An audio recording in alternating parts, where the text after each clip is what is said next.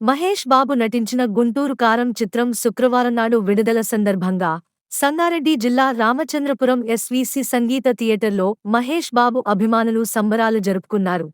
ఈ సందర్భంగా అభిమానులు మహేష్ బాబు చిత్రపటానికి పాలాభిషేకం చేశారు. డప్పులతో టపాసులు కాల్చి సంబరాలు నిర్వహించారు. ఈ కార్యక్రమానికి ముఖ్యంతిథిగా సోహెల్, వేణుగౌడ్, థియేటర్ మేనేజర్ దుర్గా ప్రసాద్ హాజరై కేక్ కట్ చేశారు. విచ్చేసిన అతిథులను అభిమానులు శాలువాతో సన్మానించారు. ఈ కార్యక్రమంలో హరీష్, వివేక్, మహేష్, అశోక్, శ్రీకాంత్, గణేష్, ప్రశాంత్, సురేష్, శ్రీకాంత్ అభిమానులు భారీ సంఖ్యలో పాల్గొన్నారు.